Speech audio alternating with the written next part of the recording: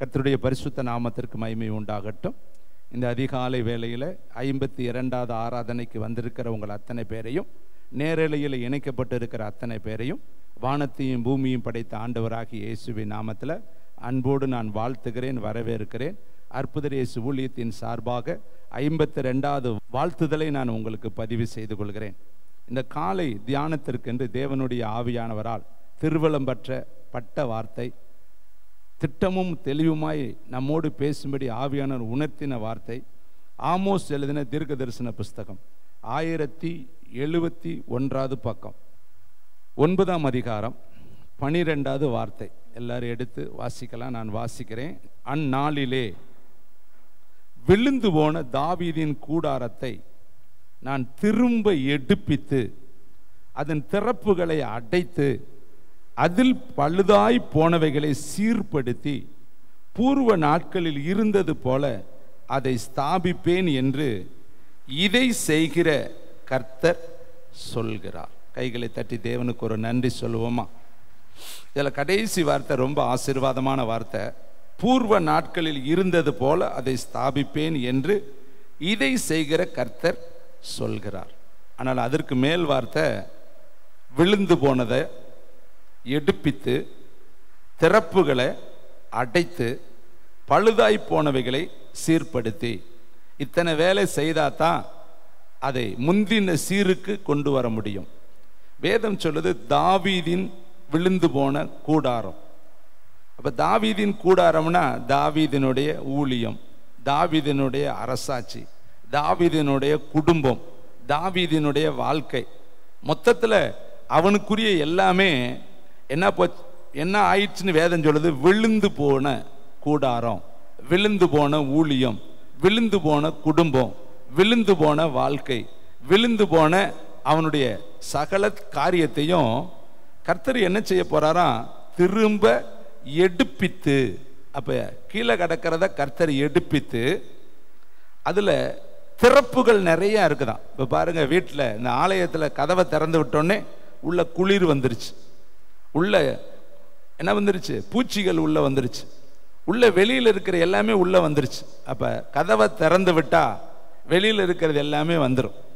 அப்ப தாவீதுடைய வாழ்க்கையை யோபுவுடைய வாழ்க்கை போல கர்த்தர் வேலி அடைத்து வைத்திருந்தார். ஒரு காலத்துல சாத்தான் வந்து கர்த்தரிடத்துல பேசும் பொழுது, நீ யோபுவையும் அவனுக்கு உண்டான எல்லாவற்றையும் சுற்றி வேலி அடைக்கவில்லையோ? ஏசாயா தீர்க்கதரிசியில வாசிக்கிற திராட்சை தோட்டத்தை அவர் சுற்றி வேலி அடைத்து பாதுகாத்தாராம். இங்க வேதம் சொல்லுது, விழுந்து போச்சான் தாவீதினோட கூடாரம், அதை கர்த்தர் எடுப்பித்து அதுல திறப்புகள் இருக்குதான், அந்த திறப்புகளை எல்லாம் அடைத்து. அப்ப நம்முடைய வாழ்க்கையில எந்த பகுதியில திறப்புகள் இருக்கிறதோ அதை அடைக்க கர்த்தர் விரும்புகிறார். எந்த இடத்துல நம்ம விழுந்து போனோமோ அந்த இடத்துல நம்மை தூக்கி நிறுத்த கர்த்தர் விரும்புகிறார். வேதம் சொல்லுகிறது பாருங்கள், பழுதாய் போனவைகளை. உங்களுடைய வீடுகளையும் சில பொருட்கள் பழுதாயிரும். ஃபேன் பழுதாயிரும், நீங்கள் ஓட்டுற வாகனங்கள் பழுதாயிரும், நீங்கள் போட்டிருக்கிற காலணிகள் பழுதாயிரும், உங்கள் வீட்டில் இருக்கிற சமையல் பாத்திரங்கள் நிறைய பழுதாயிரும், குக்கர், இன்னும் இருக்கக்கூடிய பார்த்தீங்கன்னா கேஸ், இன்னும் இருக்கக்கூடிய சிலிண்டர், இன்னும் இருக்கக்கூடிய ஸ்டவ்வு, இன்னும் இருக்கக்கூடிய நிறைய பொருட்கள் உங்கள் வீட்டில் பழுதாயிரும். பழுதானதை என்ன பண்ணுவீங்க? அப்படியே நீங்கள் பயன்படுத்த முடியாது. அதை சீர்படுத்தணும், அதை சரிப்படுத்தணும், அல்லது மாற்றணும். அப்போ தான் அதுக்கு கரெக்டான வேலையை நம்ம முடிக்க முடியும், துரிதமாய் செயல்பட முடியும்.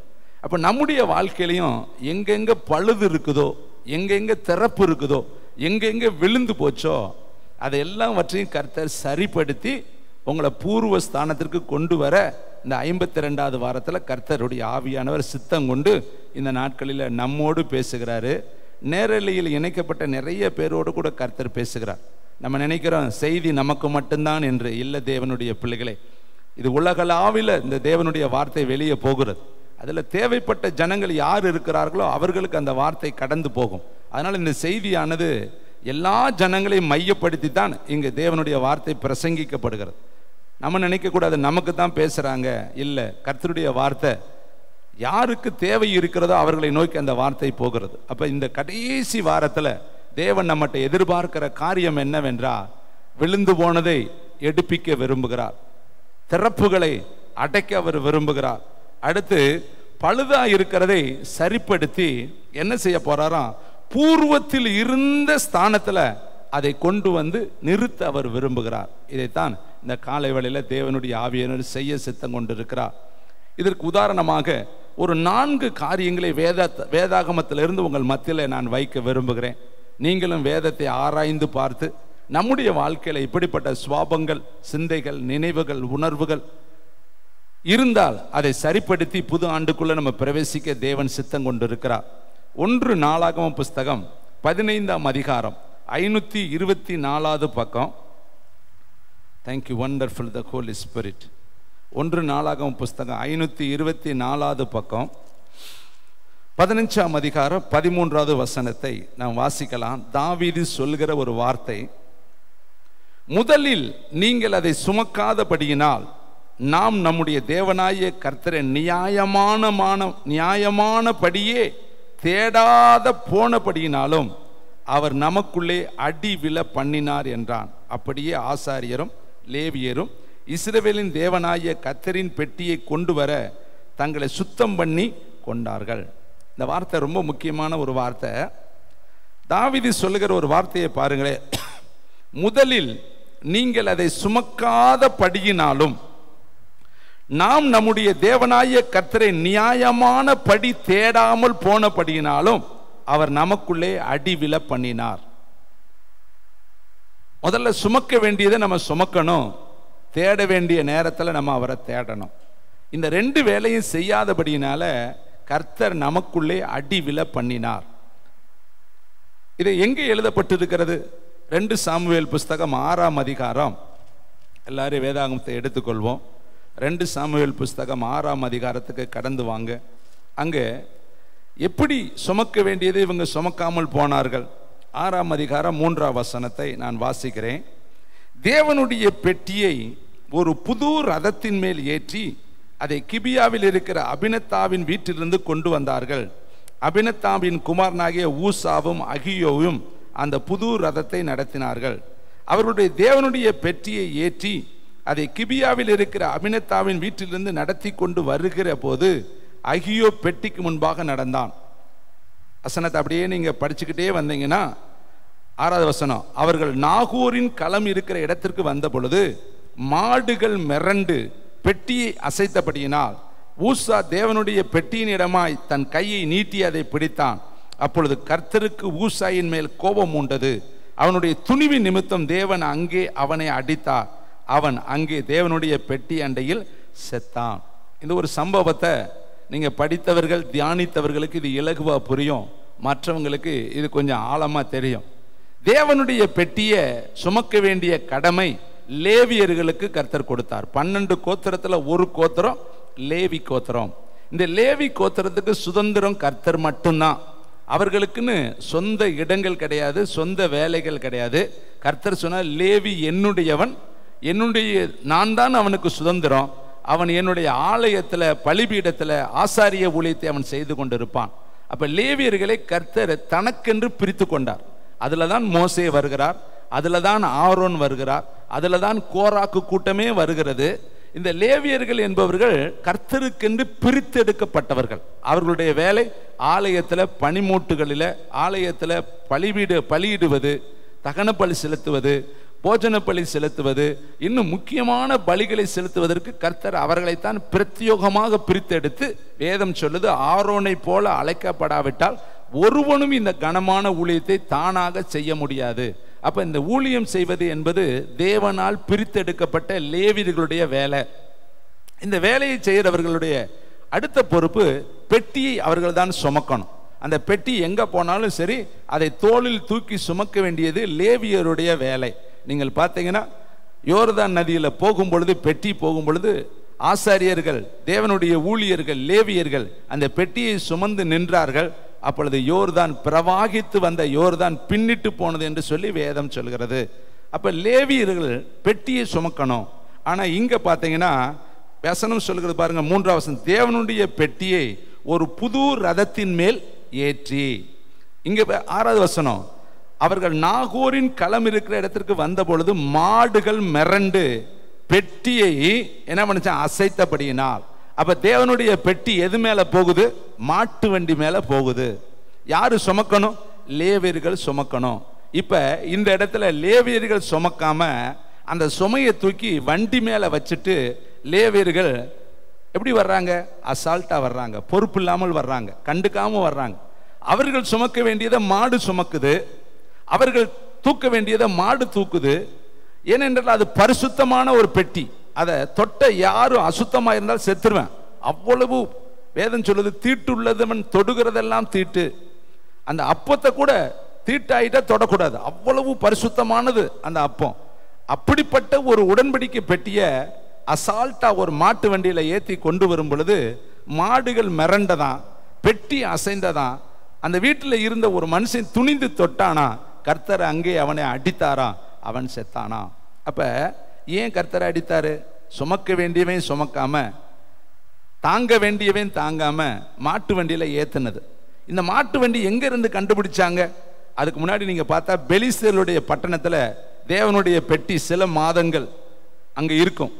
அவர்கள் என்ன பண்ணுவாங்கன்னா, ஒரு மாட்டு வண்டியில பெட்டியை அனுப்பி வைத்தார்கள். இதை பார்த்தவர்கள் தாங்களும் மாட்டு வண்டியில ஏத்தலான்னு புறஜாதி மார்க்கத்தை அவர்கள் கை கொண்டபடியினால கர்த்தருடைய கோபாக்கினை அவர்கள் மேல வந்தது. இதை கேட்கிற தம்பி, தங்கச்சி, தாயே, தகப்பனே, அப்ப சுமக்க வேண்டியவன் சுமக்கணும். அப்ப நம்முடைய வாழ்க்கையில இந்த வருஷத்துல சுமக்க வேண்டிய எத்தனையோ காரியத்தை நம்ம சுமக்காமல் இருந்திருக்கிறோம். தேவனுடைய பிள்ளைகளை, ஊழியத்தின் பாரத்தை சுமக்கல, குடும்ப பொறுப்புகளை சுமக்கல, தேசத்தினுடைய பாரங்களை சுமக்கல, எத்தனையோ காரியத்துல நம்ம பொறுப்பற்றவர்களாக, உதாசீனப்படுத்தக்கூடியவர்களாக, மனம் போல வாழ்க்கை நம்ம வாழ்ந்திருக்கிறோம். இதைத்தான் கர்த்தர் சொல்றாரு, விழுந்து போன தாவீதின் கூடாரம்.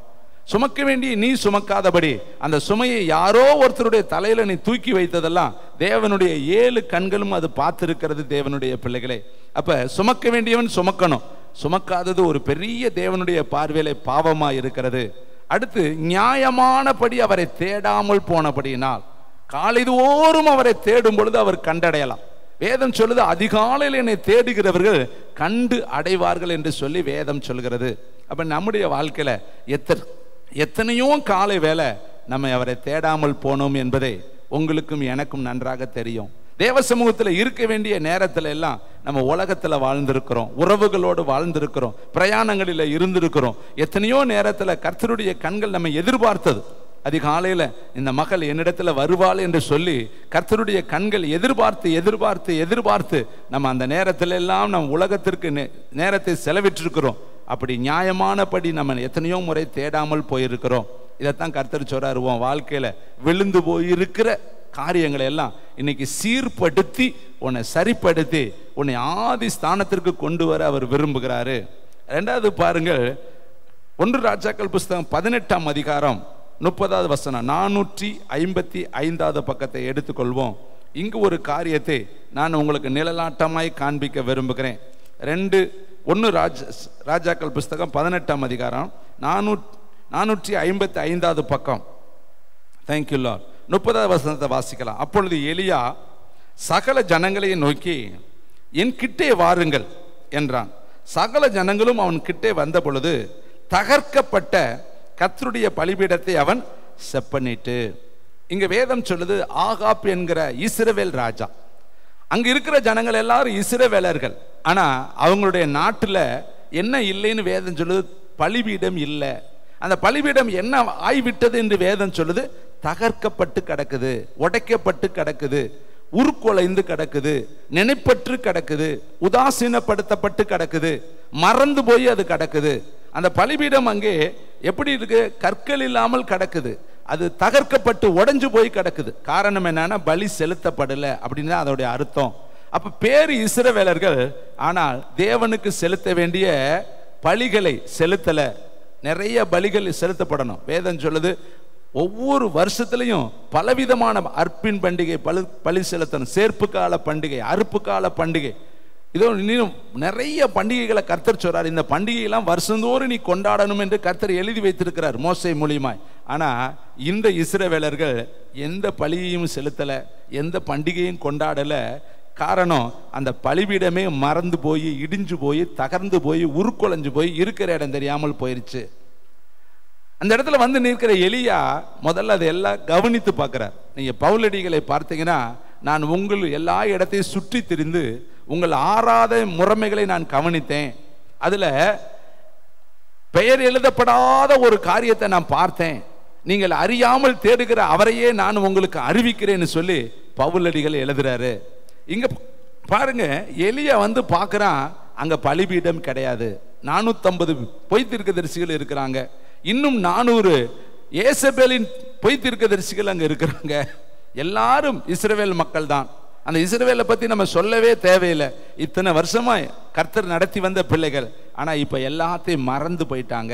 உங்களுடைய வாழ்க்கையிலையும் தேவன் செய்த எத்தனையோ நன்மைகளை நம்ம மறந்து போயிட்டோம். தேவனுடைய பிள்ளைகளை, கர்த்தர் உங்களை பிறப்பித்த நாளிலிருந்து உங்களை தூக்கினது, சுமந்தது, அரவணைத்தது.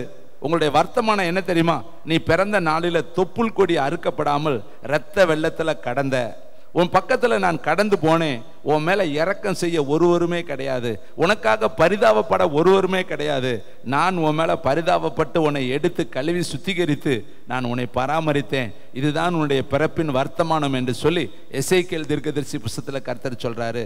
நம்ம பழைய நிலையை கொஞ்சம் யோசித்து பாருங்க. விக்கிரகத்துக்கு பின்னாடி, பாவத்துக்கு பின்னாடி, அசுத்தத்துக்கு பின்னாடி, கண் போன போக்கில், மனம் போன போக்கில், இருதயம் சொல்லக்கூடிய காரியத்தை எல்லாமும் ஒரு காலத்தில் நம்ம செய்து கொண்டிருந்தோம். ஆனால் தேவனுடைய பெரிதான கிருபையினாலும் இரக்கத்தினாலும் கர்த்தர் அந்த கூட்டத்தில் இருந்து, அந்த இனத்தில் இருந்து, அந்த குலத்தில் இருந்து, அப்படிப்பட்ட பாரம்பரியத்திலிருந்து கர்த்தர் நம்மளை விடுதலையாக்கி இன்னைக்கு கொண்டு வந்து அருமையான ஒரு இடத்துல பரலோக குடிமகளாய் கர்த்தர் வைத்திருக்கிறார். ஆனால் நம்முடைய வாழ்க்கையில இன்னும் கர்த்தர் எதிர்பார்க்கிற நிறைய காரியங்களில் செயல்படாதபடி தகர்க்கப்பட்டு கிடக்கிற பலிபீடங்களை கர்த்தர் இந்த காலை வேளையில நினைப்பூட்டுகிறார். இங்க பாருங்க, வேதம் சொல்லுது தகர்க்கப்பட்ட பலிபீடம். அங்க பலிபீடம் உடைஞ்சு கிடக்குது. அப்ப எலியா வந்து நின்ன உடனே முதல்ல அவர் பார்க்கறது எதை பார்க்கிறாரு? பலிபீடத்தை பார்க்கிறாரு. எங்கப்பா? கர்த்தருக்கு பலி இல்லையே, கர்த்தருக்கு ஆராதனை இல்லையே, கர்த்தருக்கு துதி இல்லையே, போஜன பலி செலுத்தப்படவில்லையே, ஆடுகள் வெட்டி அந்த பலி செலுத்தப்படவில்லையே. அப்ப முதல்ல அவர் என்ன செய்யறாரு பாருங்க, வேதம் சொல்லுது, அப்பொழுது எலியா சகல ஜனங்களையும் நோக்கி எல்லாத்தையும் கூப்பிடுறாரு, அங்க இருக்கிறவங்க என் கிட்ட வாருங்கள் என்றான். சகல ஜனங்களும் அவன் கிட்ட வந்த பொழுது தகர்க்கப்பட்ட கர்த்தருடைய பலிபீடத்தை அவன் செப்பனிட்டான். இப்போ ஒரு மனுஷன் அந்த இடத்துல எலும்பி கட்டுகிறான். எல்லாரும் பார்க்குறாங்க, யாருக்குமே அந்த உணர்வு இல்லை. நம்ம கட்டலாம், அந்த பலிபீடத்தை சரி பண்ணலாம், அந்த பலிபீடத்தின் மேலே பலியை வைக்கலாம், அந்த பலிபீடத்தின் மேலே தகன பலியை வைக்கலாம், அந்த பலிபீடத்தின் மேலே தேவனுடைய நாம மகிமைக்காக தூபங்களை செலுத்தலாம்னு சொல்லி எல்லா இஸ்ரவேலர்களுக்கும் உணர்வே கிடையாது. ஒரே ஒரு எலியாவுக்கு அந்த உணர்வு வந்து அவன் போய் அந்த பலிபீடத்தை செப்பனிட்டான். அப்படின்னா என்ன பண்ணுவான்? கல்லை எடுத்து வச்சிருப்பான், சாந்த பூசி இருப்பான், அந்த இடத்துல தண்ணி கொண்டு வந்திருப்பான். எல்லாரும் பார்த்துக்கிட்டே இருக்காங்க, யாரும் அவனுக்கு ஹெல்ப் பண்ணலை. இதை கேட்குற தம்பி, தங்கச்சி, தாயே, தகப்பனே, இன்னைக்கு உங்களுடைய வாழ்க்கையில் என்னென்ன காரியம் இடிஞ்சு போயிருக்கு? உங்கள் ஜப வாழ்க்கை இடிஞ்சு போயிருக்கா? உங்கள் பரிசுத்த வாழ்க்கை இடிஞ்சு போயிருக்கா? உங்கள் குடும்ப ஜபம் இடிஞ்சு போயிருக்கா? உங்கள் உபவாசம் இடிஞ்சு போயிருக்குதா? உங்கள் உதாரணத்துவமான காரியங்கள் என்னென்ன காரியங்கள் இடிஞ்சு போயிருக்குதோ அதெல்லாம் இந்த கடைசி வாரத்தில் நீங்கள் சரிப்படுத்தி செப்பனிட கர்த்தர் விரும்புகிறார். நீங்கள் செப்பனிடும் பொழுதுதான் அதன் மேலே நீங்கள் பலி செலுத்த முடியும். அப்பொழுதுதான் கர்த்தருடைய ஆவியானவர் அந்த பலிபீடத்தில் இறங்குவார். அப்பொழுதுதான் கர்த்தரே தெய்வம், கர்த்தரே தெய்வம் என்று உன்னை சுற்றில் இருக்கிற ஜனங்கள் தேவனை துதிப்பார்கள், புகழ்வார்கள், ஆராதிப்பார்கள். தேவனுடைய பிள்ளைகளே, அப்ப எலியா கண்டுபிடிச்ச ஒரு காரியம், அந்த பலிபீடத்தை அவன் என்ன பண்ண? தகர்த்து முதல்ல எடுத்து கட்ட ஆரம்பித்தான். அதுக்கு என்ன பேர் வச்சான்னு தெரியுமா? இஸ்ரவேல் என்கிற பெயரை வைத்தான். அதுக்கு பேர் அவன் வைக்கிறான் பாருங்களேன். உனக்கு இஸ்ரவேல் என்று பெயர் இருப்பதாக என்று சொல்லி கர்த்தருடைய வார்த்தையை பெற்ற யாக்கோப்பினுடைய குமாரரால் உண்டான கோத்திரங்களின் இலக்கத்தின்படியே 12 கற்களை எடுத்து வைக்கிறான். ஒவ்வொரு கல்லை எடுத்து வைத்து அந்த பலிபீடத்தை கட்டி அந்த பலிபீடத்தின் மேல் பலிகளை செலுத்தி அவன் தேவனை துதிக்கும் பொழுது கர்த்தருடைய மகிமை அந்த பலிபீடத்தின் மேல இறங்கினது. அங்க இருக்கிற ஜனங்கள் எல்லாரும் கர்த்தரே தேவன், கர்த்தரே தேவன், கர்த்தரே தேவன் என்று கர்த்தரை புகழ்ந்தார்கள். அப்ப இவன் செய்தது என்ன? உடைஞ்சிருந்த பலிபீடத்தை கட்டினான். இன்னைக்கு உன் வாழ்க்கையில என்ன உடைஞ்சிருக்கா? அன்பு உடைஞ்சிருக்கா? ஐக்கியம் உடைஞ்சிருக்கா? இன்னும் உங்களுடைய வாழ்க்கையில என்ன உங்களுக்கு தான் தெரியும். நீங்களும் தேவனும் தான். கடைசி காலத்துல உங்களை நியாயம் தீர்க்க போகிறவர் கர்த்தர் தான். எந்த ஒரு மனிதனும் உங்களை நியாயம் தீர்க்க முடியாது. எந்த மனிதனும் உங்களுடைய கொண்டு வந்து கேள்வி கேட்க முடியாது. ஏன்னா வேதம் சொல்லுது, பிறரை குற்றவாளியாக தீர்க்கிறவனே நீ யாரானாலும் சரி போக்கு சொல்ல உனக்கு இடமில்லை என்று வேதம் சொல்லுது. அவர்களுடைய நியாயத்தின்படியும் அவர்களுடைய நீதியின்படியும் நான் அளிக்கும் பலன் என்னோடு கூட வரும் என்று கர்த்தர் சொல்லி இருக்கிறாரு. அப்போ உங்களுக்கு யாரு எஜமானன்? கர்த்தராகி இயேசு கிறிஸ்து.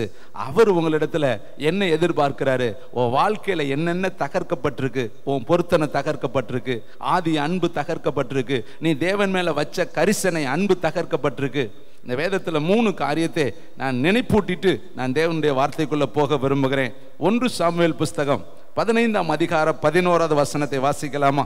1 சாமுவேல் 15ஆம் அதிகாரம் 11வது வசனம். இந்த வசனத்தை கொஞ்சம் நினைப்பூட்ட நான் விரும்புகிறேன். கர்த்தருக்கு மகிமை உண்டாகட்டும். 359வது பக்கம் 1 சாமுவேல் 15ஆம் அதிகாரம் 11வது வசனம். நான் சவுலை ராஜாவாக்கினது, நீங்க வாசிங்க. யாருக்கு? நம்மளை படைச்சவர் மனஸ்தாவப்படுவாரா? நீங்க சொல்லுவீங்களா, எனக்கு ரொம்ப மனஸ்தாவமா இருக்குது, அவங்க பேசினது எனக்கு கஷ்டமா இருக்கு, அவங்க என்னை இப்படி செஞ்சிட்டது எனக்கு கஷ்டமா இருக்கு, நீ இப்படி நடந்திருக்க கூடாது, நீ நடந்துக்கிட்டது எனக்கு கஷ்டமா இருக்கு. நமக்கெல்லாம் ஒருத்தர் செய்யறது கஷ்டமா இருக்குன்னா நம்ம செய்யறது கர்த்தருக்கு கஷ்டமா இருக்காதா? கர்த்தர் சொல்றாரு, சவுலை ராஜாவாக்கினது எனக்கு மனஸ்தாபமா இருக்கிறது, அவன் என்னை விட்டு திரும்பி என் வார்த்தைகளை நிறைவேற்றாமல் போனான் என்றார். எவ்வளவு பாருங்க, ஒரு மனுஷன் மாதிரியே கர்த்தர் சாமுவேல்கிட்ட வந்து சொல்றாரு, எனக்கு ரொம்ப மனஸ்தாபமா இருக்குதுப்பா. இதை படிச்சுட்டு நான் நினைச்சேன், ஆண்டவரே நான் ஏதாவது உங்களை ஏன் சேர்க்கணும்? நானே ஆண்டவர்கிட்ட கேட்டேன், நான் ஏதாவது உங்களுடைய மனசை புண்படுத்தி வருத்தப்படுத்தி துக்கப்படுத்தி நீ என்கிட்ட எதிர்பார்த்த எதையாவது நான் செய்யாமல் போயிட்டனோ? அப்படி நான் செய்திருந்தால் என்னை மன்னின்னு நான் காலையில் ஜெபம் பண்ணி தான் இந்த இடத்துல வந்திருக்கிறேன். உங்கள் இருதயத்தை மட்டும் எனக்கு கொடுங்க, உங்கள் இருதயம் என்னிலே இருக்கட்டும்னு சொல்லி. அருமையானவர்களே பாருங்க, ஒரு மனுஷனை ராஜாவா தாகத்தோடு ஆக்குனார். நான் அவனை தெரிந்து கொண்டேனார். ஆனால் அவர் வார்த்தையை நிறைவேற்றலையா. அதனால சொல்றாரு, அவனை ராஜாவாக்கினது எனக்கு மனஸ்தாபமாக இருக்கிறது. இன்னைக்கு ஒருவேளை இந்த வருஷ கடைசியில் உங்கள் நெஞ்சில் கையை வச்சு உங்களை பார்த்து அவர் சந்தோஷப்படுறாரா, அல்லது உங்களை பார்த்து அவர் உள்ளத்தின் ஆழத்தில் மனஸ்தாபப்படுறாருங்கிறத நீங்களே ஜட்ஜ்மெண்ட் பண்ணிக்கிங்க. நீங்கள் இந்த வருஷம் செஞ்ச நற்கனி உங்களுக்கு தெரியும் இல்லையா? உங்கள் ஜெபம், உங்கள் வேத வாசிப்பு, உங்கள் பரிசுத்தம், உங்கள் உபவாசம், உங்கள் ஓட்டம், உங்கள் நற்கனி, நீங்கள் செய்த ஊழியங்கள், நீங்கள் கர்த்தருக்காய் பட்ட பிரயாசங்கள், நீங்கள் கர்த்தருக்காய் பட்ட அவமானங்கள், நிந்தைகள், ஓடின ஓட்டங்களுக்கெல்லாம் உங்களுக்கு தான் தெரியும். ஏன்னா மனுஷன் யாரையும் பார்க்கல, கர்த்தர் தான் 7 கண்கள் உள்ளவர் பார்த்துருக்கிறார். ஒன்று உங்களை பார்த்து சந்தோஷப்படுவாரா, அல்லது உங்களை பார்த்து வருத்தப்படுறாரா? ஆதியாகம 6:6 வாசிக்கலாம். அங்கு ஒரு மனுஷனை குறித்து கர்த்தர் சொல்றாரு. Thank you Lord Jesus. ஆதியாகம 6:6 தாம் பூமியிலே மனுஷனை உண்டாக்கினதற்காக கர்த்தர் மனஸ்தாபப்பட்டார். என்னங்க இப்படிலாம் இருக்கு வசனம். மனுஷனை படைச்சதுக்காக அவர் மனஸ்தாபப்பட்டார். சிங்கத்தை படைச்சதுக்காக, கரடியை படைச்சதுக்காக, விலங்குகளை படைச்சதுக்காக, பறவைகளை படைச்சதுக்காக, வானத்தையும் பூமியையும் படைச்சதுக்காக ஒரு மனஸ்தாபப்படல. தன் சாயலின்படியும் தன் ரூபத்தின்படியும் தன்னுடைய ஆவியை யாருக்கு கொடுத்து படைச்சாரோ, தன் ஸ்தானத்துல யாரை உருவாக்கினாரோ, தன்னுடைய அதிகாரத்தை யாருக்கு கொடுத்தாரோ, அந்த மனுஷனை படைத்ததற்காக கர்த்தர் என்ன பண்ணிட்டாரா? அடுத்த வார்த்தையை வாசுங்க, அதிலே வாசுங்க. அது அவர் இருதயத்துக்கு,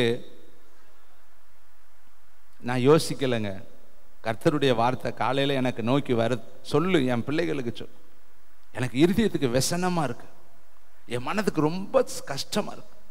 இந்த வருஷம் பூரா இவர்களுக்கு நான் உணவு கொடுத்திருக்கிறேன், இவங்க வருஷம் பூரா இவர்களுக்கு ஜீவன் கொடுத்திருக்கிறேன், இந்த வருஷம் பூரா இவர்களை வல்லடிகளுக்கு நான் விலக்கி இருக்கிறேன், இவர்களுக்கு பகலிலே உண்டாகும் பயங்கரத்திற்கும், இருளின் நடமாடும் கொள்ளை நோய்க்கும், மத்தியானத்தில் பாலாக்கும் சங்காரத்திற்கும், பிசாசுனுடைய சகல ஆயுதங்களுக்கும் அவர்களை விலக்கி நான் பாதுகாத்திருக்கிறேன்.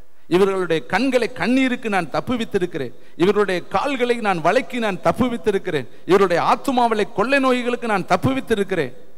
ஆனால் அவர்களோ எனக்கு கசப்பு கலந்த காடியை கொடுக்கிறார்களோ என்று சொல்லி கர்த்தருடைய ஆவியானவர் அங்கலாய்க்கிறார். இங்க பாருங்களேன், மனுஷனை உண்டாக்கினதற்காக அந்த இடத்துல நானும் ஒரு மனுஷன், நீயும் ஒரு மனுஷன், நீங்களும் நானும் அந்த இடத்துல நிக்கிறோம். கர்த்தர் உங்களை படைச்சதுக்காக இந்த வருஷம் பூரா நான் இந்த அத்தி மரத்துக்கு நான் தண்ணி கொடுத்துருக்கிறேன், உரம் கொடுத்துருக்கிறேன். இந்த வருஷம் பூரா இந்த அத்தி மரத்தை பூச்சிகள் வண்டுகள் சேதப்படுத்தாதபடி, வெட்டுக்கிளிகள் விழாதபடி, முசுக்கொட்டை பூச்சிகள் விழாதபடி, இந்த மற்ற பூச்சிகள் இதை சேதப்படுத்தாதபடி நான் இரவும் பகலும் இதை பாதுகாத்திருக்கிறேன். ஆனால் இது எனக்கு கனி கொடுக்காமல் ஆகாத கனியாய், கசப்பு கலந்த கனியாய் இருக்குதுன்னு சொல்லி ஒருவேளை அவர் மனஸ்தாபப்பட்டார்னா அது நம்முடைய வாழ்க்கையில் ஆசீர்வாதம் அல்ல. தேவனுடைய பிள்ளைகளை, நம்ம இன்னைக்கு ஆண்டவர் இடத்துல நல்மனம் பொருந்தி, ஆண்டவரே புது ஆண்டுக்குள்ளே போகிறோம், எங்களுக்கு நீங்கள் இரக்கம் பாராட்டுங்கன்னு சொல்லி அவருடைய இரக்கத்திற்காக நம்ம கெஞ்சணும். வேதம் சொல்லுது, அவர் எனக்கு இரக்கம் செய்யும் வரையும் நான் அவரை நோக்கி பார்ப்பேன். நம்ம எதுவரையும் அவரை நோக்கி பார்க்கணும்? இரக்கம் செய்கிற வரையும். வேலைக்காரியினுடைய கண்கள் எஜமாட்டியை நோக்கி இருக்குமா போல எங்கள் தேவனாகிய கர்த்தர் எங்களுக்கு இரக்கம் செய்யும் வரையும் நாங்கள் அவரை நோக்கி பார்ப்போம். அடுத்த ஒரு வார்த்தையை பாருங்கள், அதையும் நான் உங்களுக்கு நினைப்பூட்டிட்டு போக விரும்புகிறேன். வெளிப்படுத்தல் புஸ்தகம் 2ஆம் அதிகாரம் 4வது வசனத்தை வாசிக்கலாம். வெளிப்படுத்தல் 2ஆம் அதிகாரம் 4வது வசனம். Thank you Holy Spirit. ஆனாலும் நீ ஆதியில் கொண்டிருந்த அன்பை விட்டாய் என்று உன் பேரில் எனக்கு குறைவுண்டு. கடைசி வரியை மட்டும் பாருங்களே, எனக்கு உன் பேரில் எனக்கு குறைவுண்டு. ஒரு நல்ல கணவன் மனைவி, ரொம்ப பிரியமாக கல்யாணம் முடிச்சுக்கிட்ட கணவன் மனைவி, ரொம்ப நேசிக்கிறவங்க 2 பேர் இருக்காங்கன்னு வச்சுங்களே. திடீர்னு கணவன் மனைவியை பார்த்து, உன் பேரில் எனக்கு குறை இருக்குது, உன் பேரில் எனக்கு மனஸ்தாபம் இருக்குது, உன்னை போய் நான் மனைவியாக முடிச்சேங்கிறது வருத்தப்படுறேன், வேதனைப்படுறேன், துக்கப்படுறேன் அப்படி சொன்னானா, அதை விட உலகத்தில் வேதனை எதுவுமே கிடையாது, அதை விட மனஸ்தாபம் எதுவுமே கிடையாது. இங்க பாருங்க, சபையை பார்த்து கர்த்தர் சொல்றாரு, உன் பேர்ல எனக்கு குறை இருக்கு. என்ன குறை தெரியுமா? அன்பை விட்டுட்ட. ஆதியில் இருந்த அன்பு இப்ப இல்லை. நீ ஆதியில் இருந்த அந்த வைராக்கியம் இப்ப இல்லை. நீ ஆதியில் இருந்த அந்த தாழ்மை உன்கிட்ட இப்ப இல்லை. நீ ஆதியில் இருந்த விட்டு கொடுத்தல் இன்னைக்கு உனக்குள்ள இல்லை. நீ ஆதியில் செய்த நற்கனிகள் இன்னைக்கு உனக்குள்ள இல்லை. நீ ஆதியில் என்னை தேடின அந்த தேடல் இன்னைக்கு உனக்குள்ள இல்லை. நீ ஆதியில எனக்காய் ஓடின ஓட்டம் இன்னைக்கு உனக்குள்ள இல்லை. நம்முடைய வாழ்க்கையில யோசித்து பாருங்க, ஆதியில் உங்க கணவனை நீங்க எப்படி நேசிச்சீங்க? அதிகாலையில் தோறும் என்ன வேகமா அவரை பணிவிடை செய்து அவருக்கு வஸ்திரங்கள்ல இருந்து கொடுத்து அவரை தாங்கி தூக்கி எப்படிலாம் நேசிச்சோம். ஆனா இப்ப என்னாச்சு? அந்த நேசம் தேஞ்சு போச்சு. இன்னைக்கு அதெல்லாம் குறைஞ்சு போச்சு. உங்க ரியலியா நீங்க பார்க்கலாம். நான் இதை படிக்கும் பொழுது நினைச்சேன், நம்மளை பார்த்து கர்த்தர் உன் பேர்ல எனக்கு குறை இருக்குன்னு சொன்னார்னா அதை விட உலகத்துல என்ன இருக்கு? வேதனை. அவரை சந்தோஷப்படுத்த தானே ஊழியம், அதுக்காக தானே ஜெபிக்கிறோம், அதற்காகத்தானே ஓடுறோம். பாட்டு மட்டும் பாடுறோம், உம்மை அல்லாமல் வேறே விருப்பம் உள்ளத்தில் இல்லையே. பாட்டு இது. ஆனா நம்முடைய வாழ்க்கையில அவரை அல்லாமல் வேறே விருப்பம் நம்ம உள்ளத்தில் இல்லையா? நம்ம உள்ளத்துல யாரை நேசிக்கிறோம்? யாருக்கு முதலிடம் கொடுக்கிறோம்? யாரை தேடுகிறோம்? யாருக்கு நம்ம கனம் கொடுக்கிறோம்? அருமையான தம்பி தங்கச்சி, இங்க பாருங்க, இந்த சபையை பார்த்தே கர்த்தர் சொல்றாரு, உன் பேர்ல எனக்கு குறை இருக்கு. இன்னைக்கு நீங்களும் இன்னைக்கு நிறைய பேரோட குறையோடு தான் இருக்கிறீங்க. ஒருத்தரை பார்த்தா ஒருத்தருக்கு பிடிக்காது, அவங்க மேல 1000 குறை நம்ம சொல்லுவோம். ஆனா பரலோகம் நம்மளை பார்த்து குறை சொல்லுது, நீ ஆதியில் இருந்த நிலை இல்லையே, அப்ப அன்பு இல்லையே, சந்தோஷம் இல்லையே, சமாதானம் இல்லையே, விட்டு கொடுத்தல் இல்லையே, தாழ்மை இல்லையே, நீதி இல்லையே, உண்மை இல்லையே, உத்தமம் இல்லையே, தயவு இல்லையே, இரக்கம் இல்லையே. ஒருத்தன் ரோட்ல அடிபட்டு கிடக்கிறான், பார்த்துட்டு போய்கிட்டே இருக்கிறியே, தூக்கி சத்திரத்துல சேர்க்கிற எண்ணம் இல்லை. கர்த்தர் இன்னைக்கு நம்ம மேல அநேக அங்கலாய்ப்போடு இந்த கடைசி நாள்ல வந்து நிற்கிறார். அருமையான தம்பி தங்கச்சி, அடுத்து பாருங்களேன், வேதம் சொல்கிற இன்னும் ஒரு சில காரியங்களை உங்கள் மத்தியில் வைக்க விரும்புகிறேன். எஸ்ரா எழுதின புஸ்தகம் 601வது பக்கம், 601வது பக்கம், எஸ்ரா எழுதின புஸ்தகம் 10ஆம் அதிகாரம் 1வது வசனத்திலிருந்து 3வது வசனம் வரை நான் வாசிக்கிறேன். தேங்க்யூ வண்டர்ஃபுல் த ஹோலி ஸ்பிரிட். எஸ்ரா புஸ்தகம் 10ஆம் அதிகாரம் 1வது வசனத்திலிருந்து 3வது வசனம். எஸ்ரா இப்படி விண்ணப்பம் பண்ணி அறிக்கையிட்டு அழுது தேவனுடைய ஆலயத்திற்கு முன்பாக தாழ விழுந்து கிடக்கையில் இஸ்ரவேலில் புருஷரும் ஸ்திரீகளும் பிள்ளைகளுமான மகா பெரிய சபை அவனிடத்தில் வந்து கூடிற்று. ஜனங்கள் மிகவும் அழுதார்கள். அப்பொழுது ஏலாமின் புத்திரரில் ஒருவனாகிய எகியேலின் குமாரன் செக்கனியா எஸ்ராவை நோக்கி, நாங்கள் தேசத்து ஜனங்களில் உள்ள அந்நிய ஸ்திரீகளை சேர்த்து கொண்டதினால், இதுல இருந்து கவனமா பாருங்க, இஸ்ரவேலர்கள் ஆனா அந்நிய ஸ்திரீகளை சேர்த்து கொண்டதினால் எங்கள் தேவனுக்கு விரோதமாய் பாவம் செய்தோம். ஆகிலும் இப்பொழுது இந்த காரியத்தினாலே இன்னும் இஸ்ரவேலுக்காக நம்பிக்கை உண்டு. இப்பொழுதும் அந்த ஸ்திரீகள் எல்லாரையும் அவர்களிடத்தில் பிறந்தவர்களையும் என் ஆண்டவனுடைய ஆலோசனைக்கும் நமது தேவனுடைய கற்பனைக்கும் நடுங்குகிறவனின் ஆலோசனைக்கும் ஏற்ற பிரகாரம் ஏற்ற பிரகாரம் அகற்றி போடுவோம் என்று நம்முடைய தேவனோடு உடன்படிக்கை பண்ண கடவோம். நியாயப்பிரமாணத்தின்படியே செய்யப்படுவதாக. எழுந்திரும், இந்த காரியத்தை நடப்பிக்கிறது உமக்கு அடுத்தது. நாங்களும் உமோடு கூட இருப்போம். நீர் திடன் கொண்டு இதை செய்யும் என்றான். இஸ்ரவேலர்கள் மறு ஜாதியான பெண்களோடு கலப்படம் செய்து அவர்களிடத்தில் பிள்ளைகளை பெற்றெடுத்து அவர்களோடு இவர்கள் வாழ்ந்து கொண்டிருக்கிறாங்க. இப்ப பாபிலோனில் இருந்து எஸ்ரா என்கிற ஒரு எழுப்புதல் ஜெப வீரன், ஒரு வேத பாரகன் அங்கிருந்து வந்து இஸ்ரவேல் நாட்டை பார்க்கிறாரு, இடிஞ்சு போன ஆலயத்தை பார்க்கிறாரு, அலங்கத்தை பார்க்கிறாரு. அவர்களுடைய வாழ்க்கையில இடிஞ்சு கிடக்கிற பகுதியெல்லாம் பார்த்தா அவங்க என்ன செய்ய ஆரம்பிச்சிட்டாங்க? அந்நிய ஜாதியான பெண்களை திருமணம் முடித்து அவர்கள் நடுவில் குழந்தைகளை பெற்றெடுத்து அந்நிய மார்க்கத்திலேயே வாழ்ந்து கொண்டிருக்கிறாங்க. இந்த சாலமோன் செய்தார் அதே தவிர இவர்களும் செய்ய ஆரம்பிச்சிட்டாங்க. இப்பொழுது எஸ்ரா ஒரு பெரிய அறைக்கூவல் விடுறாரு. எல்லா ஜனங்களுக்கும் நினைப்பூட்டி எழுப்புதலை கொடுத்து அவர் பிரசங்கம் பண்றாரு. கடைசியில் உட்கார்ந்து அழுகிறாரு, ஜெபம் பண்றாரு, கண்ணீர் வெடிக்கிறாரு.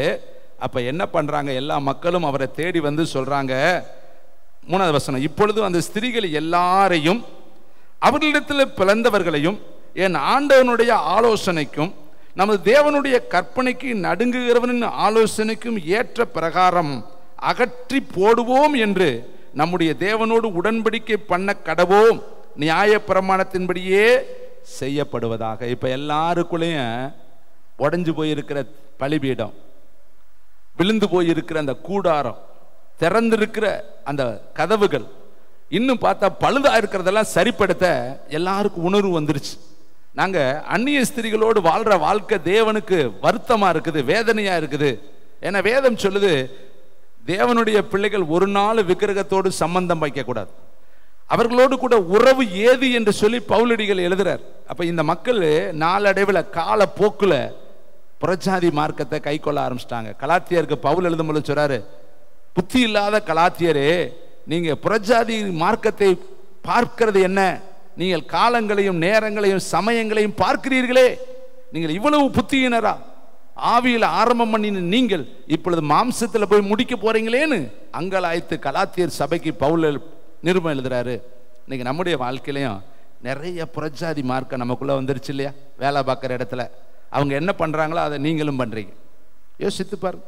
அவங்கள மாதிரி எத்தனை பேச்சு, எத்தனை நடத்தை, அவங்கள மாதிரி உங்க ட்ரெஸ்ஸு, அவங்கள மாதிரி உங்க ஆக்டிவிட்டீஸ், அவங்கள மாதிரி உங்களுடைய நடை உடை பாவனை, இது கலாச்சாரம் பிரதர். இல்லைங்க, பரலோகத்துக்கு போக முடியாது. கலாச்சாரம் என்பது பிசாசு கொண்டு வந்திருக்கிற தத்துவம். கலாச்சாரத்தை கர்த்தர் உருவாக்கல. மனுஷன் அப்படிப்பட்ட ஒரு காரியத்தை நம்மளை சார்ந்து பூசிக்கிறோம். தேவன் நம்மளை பரிசுத்தவான்களாய் அழைத்திருக்கிறார். நீதிக்கும் அசுத்தத்திற்கும் சம்பந்தம் ஏது? பரிசுத்தத்திற்கும் அசுத்தத்திற்கும் இசைவேது என்று சொல்லி வேதம் சொல்கிறது. பாருங்களேன், நிறைய இன்னைக்கு புறஜாதி மார்க்கம். எரேமியாவில் எழுதுறாரு, புறஜாதி மார்க்கத்தை நீங்கள் கற்றுக்கொள்ளாதிருங்கள், வானத்தின் தோற்றங்களை பார்த்து நீங்கள் கலங்காதிருங்கள் என்று சொல்லி வேதம் சொல்லுது. நம்ம ஒரு நாளும் அவர்களை போல கணிக்க கூடாது. இது பூனை போனா இப்படி, கழுத போனா இப்படி, இவன் திருமண விதவைகள் போனா இப்படி, அல்லது இது இந்த நேரத்தில் தான் செய்யணும், இது இந்த காலம்தான், இது இத்தனை மணிக்குள்ளதான், இதான் நல்ல நேரம், இதான் கெட்ட நேரம்.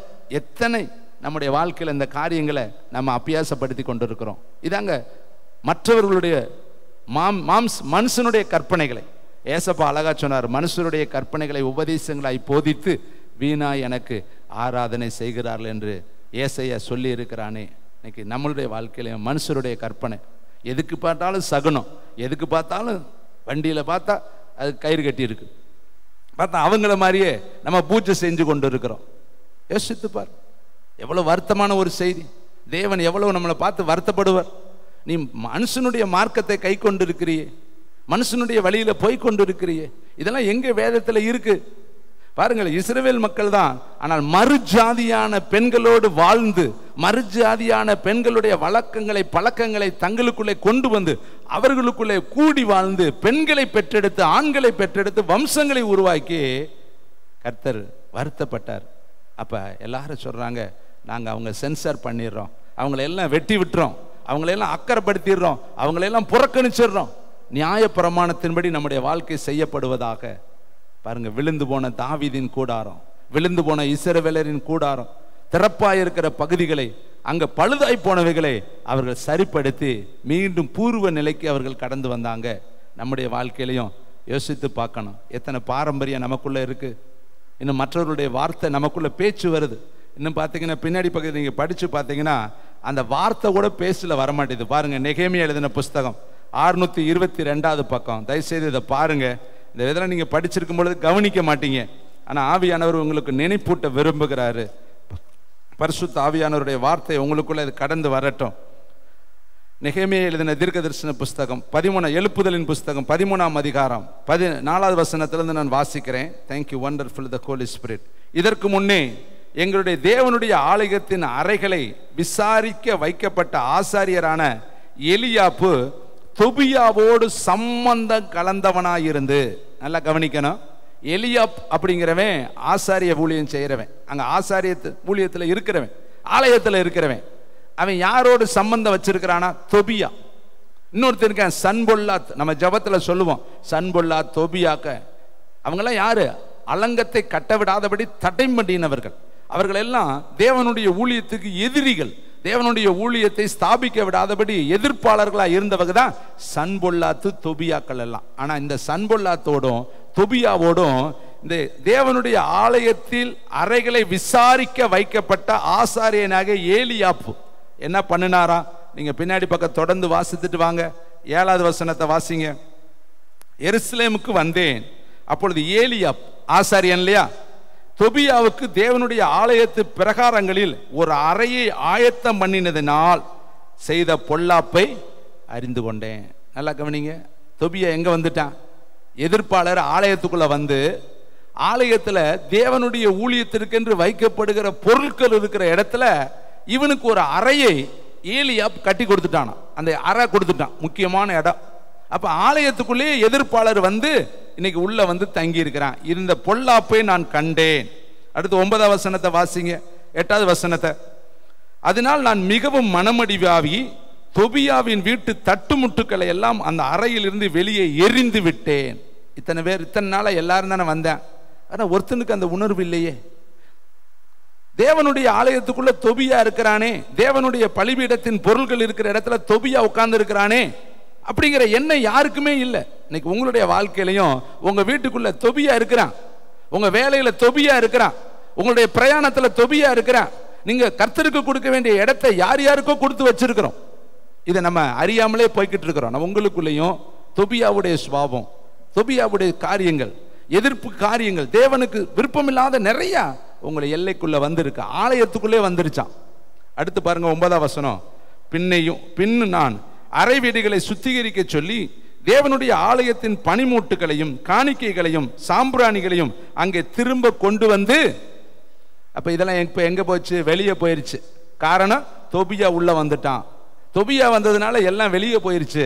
இப்ப எஸ்ரா வந்த, நெகேமியா வந்த உடனே தொபியாவை தூக்கி வெளியே போட்டுட்டு எல்லா பொருள்களையும் கொண்டு வந்து என்ன செஞ்சான்? உள்ள வச்சான். நீங்க தொடர்ந்து வாசித்து 11வது வசனத்தை வாசிங்க. அப்பொழுது நான் தலைமையானவர்களோடு வழக்காடி தேவனுடைய ஆலயம் கைவிடப்பட்டு போவான் ஏன் என்று சொல்லி அவர்களை சேர்த்து அவரவர் நிலையில் அவர்களை வைத்தேன். அப்ப நிலம் மாறி போச்சு. ஒவ்வொருவருடைய ட்ராக் மாறி இருக்கு. ஒவ்வொருவரும் தான் தான் இடத்துல இல்லாம வெவ்வேறு இடத்துல இருக்கிறாங்க. வேலைக்கார எஜமான மாதிரியும், எஜமான வேலைக்காரை மாதிரியும், புருஷன் மனைவி மாதிரியும், மனைவி புருஷன் மாதிரியும், சொந்த ஊருக்காரையும் சொந்த ஊருக்காரையும் இல்லாத மாதிரியும் நிலை மாறி கிடக்குது. காரணம், உள்ள இருக்கிறவன் தொபியா. இப்ப ஒரு உள்ள வந்தன்னு சொல்றாரு, இவனை முதல்ல தூக்கி வெளியே போடு, வெளியே இருக்கிறதெல்லாம் தூக்கி உள்ள வை, அவனவன இடத்துல கொண்டு வந்து நிறுத்து, அப்பதான் தேவனுடைய மகிமை விளங்கும்னு சொல்லி அந்த வேலையை அவர் செய்தாரு. 15வது வசனத்துல பாருங்களே. அந்த நாட்களில் நான் யூதாவின் ஓய்வு நாளிலே சில ஆலைகளை மிதிக்கிறவர்களையும் சில தானிய பொதிகளையும் கழுதைகளின் மேல் ஏற்றி கொண்டு வருகிறதையும் திராட்சை ரசம், திராட்சை பழம், அத்திப்பழம் முதலானவைகளின் பற்பல சுமைகளை ஓய்வு நாளிலே எருசலேமுக்கு கொண்டு வருகிறதையும் கண்டு அவர்கள் தின்பண்டம் விற்கிற நாளை பற்றி அவர்களை திடச்சாட்சியாய் கடிந்து கொண்டேன். அப்படின்னா ஓய்வு நாளில் அடுப்பே மூட்டக்கூடாது, ஆடு மாடெல்லாம் கட்டி இருக்கணும். ஆனா இங்க தின்பண்டம் விற்க வர்றானா, பொருளை கொண்டுட்டு உள்ள வர்றானா. உள்ள வந்ததும் போது நம்மெல்லாம் போய் வாங்க ஆரம்பிச்சிட்டேன். இவர் என்ன சொல்றாரு? அவனை கட்டிந்து கொண்டு 19வது வசனம். ஆகையால் ஓய்வு நாளுக்கு முன்னே, நல்லா பாருங்க, இப்படி ஒரு காலம் வரப்போகுது. இப்படி ஒரு காலம் வந்துச்சுன்னா அப்புறம் தன்னால எல்லாரும் ஆலயத்துக்குள்ள வந்துருவாங்க. எருசலேமின் பட்டண வாசலில் மாலை மயங்கும் பொழுது கதவுகளை பூட்டவும் ஓய்வு நாள் முடியும் மட்டும் அவைகளை திறவாது இருக்கவும் வேண்டும் என்று கட்டளையிட்டு ஓய்வு நாளில் ஒரு சுமையும் உள்ளே வராதபடிக்கு வாசலண்டையில் என் வேலைக்காரர் சிலரை நிறுத்தினேன். இதாங்க எழுப்புதல் பணி. இதாங்க உடஞ்சிருக்கிறத கட்டுறது. ஒருத்தன் வரணுங்க. அந்த ஒருத்தன் யாரு? நீதான் அந்த ஒருத்தன். நாத்தான் போய் சொல்றேன், நீ தாண்டா அந்த மனுஷன், நீ தான் அந்த பாவி. யாருமே ராஜா கிட்ட தைரியமா சொல்ல முடியாது. ஆனா ஒரு நாத்தான் தீர்க்கதரிசி துணிந்து போய் நின்று சொல்றான், நீ தான் அந்த பாவி, நீ தான் அந்த கொடூரன், நீ தான் அடுத்தவனுடைய மனைவியை எடுத்துக்கொண்டவன், நீ தான் அந்த கொலைபாதகன், நீ தான் துணிகரமா இந்த தவறை செய்தவன் சொல்லி ராஜாவின் கண்ணை குத்தும்படி தீர்க்கமான நின்று வார்த்தையை பேசணும். இன்னைக்கு கத்த நம்மகிட்ட எல்லாம் சாந்து பூசுறவங்க தாங்க நம்மளை சுத்தி இருக்கிறாங்க. நம்மளை தடவி கொடுத்து நம்ம செய்யறதெல்லாம் நல்லது நல்லதுன்னு பாராட்டுறவங்களை இருக்கிறனால தான் நம்ம வாழ்க்கை கெட்டு போகுது. நம்ம தவறை எவன் சுட்டி காட்டுறானோ அவன் தான் நம்மளை உண்மையா சிநேகிக்கிறவன் தேவனுடைய பிள்ளை. அவங்கள இருந்தா தான் நம்முடைய வாழ்க்கை கட்டப்படும். தவறை தவறு என்று யார் நம்மகிட்ட சொல்றாங்களோ அவங்கள சிநேகிங்க, அவங்கள தட்டி கொடுங்க, அவங்களோட உறவு வைத்துக் கொள்ளுங்க. அப்பதான் நம்முடைய வாழ்க்கை ஆசீர்வதிக்கப்படும். இவன் பாருங்க என்ன பண்ணான் தெரியுமா? சனிக்கிழமையே, அந்த காலத்துல ஓய்வு நாள் என்பது சனிக்கிழமை, வெள்ளிக்கிழமையே கதவை பூட்டிருந்தேன், கேட்டை பூட்டிரு, யாரும் உள்ள வரக்கூடாது, யாரும் வெளியில போக கூடாது. ஓய்வு நாள் கம்பல்சரி ஓய்வு நாள் தான், யாரும் வெளியில போக கூடாது, உள்ள வரக்கூடாது. வெளியில கேட் கீப்பரை போட்டான், கேட் கீப்பரை போட்டு வச்சிட்டான், உள்ள போகாத வெளியே வராத, கட்டாயம் எல்லா வீட்லையும் நீங்க என்ன பண்ணணும், ஓய்வு நாளை கை கொள்ளணும். அப்ப திறப்புகளை அடைத்தான். அங்க திறந்திருந்த அந்த ஓய்வு நாள் நினைக்கு திறந்திருந்த வாசலை அடைச்சான், அங்க பாதுகாப்பா வச்சான். அந்த ஜனங்களை எல்லாம் கர்த்தருக்கு நேராய் நடத்தினான். இன்னைக்கு கர்த்தருடைய ஆவியானவர் நம்முடைய வாழ்க்கையில மீண்டும் அந்த வசனத்தை சொல்லி நான் முடிக்கிறேன். ஓபதியா ஆமோஸ் தீர்க்கதரிசி புஸ்தகம், விழுந்து போன தாவீதின் கூடாரத்தை நான் திரும்பவும் எடுப்பித்து அதுல திறப்பா இருக்கிறதெல்லாம் அடைத்து அதுல பழுதாய் போனவைகளை சீர்படுத்தி அது பூர்வ நாட்களில் இருந்தது போல அதை ஸ்தாபிப்பேன். எல்லாரும் எலும்பி நிக்கலாம். கர்த்தருடைய நாமம் மகிமைப்படட்டும். கர்த்தர் இந்த வார்த்தைகளை ஆசீர்வதிக்கட்டும். கேட்கிறவங்க, பார்க்கிறவங்க, தியானிக்கிறவங்க, இதன் வழியா கிராஸ் பண்றவங்க அத்தனை பேரை பரிசுத்த ஆவியானவர் தொடுவாராக. பெரிய காரியம் நடக்கட்டும். இயேசுவின் நாமத்தில் பிதாவே.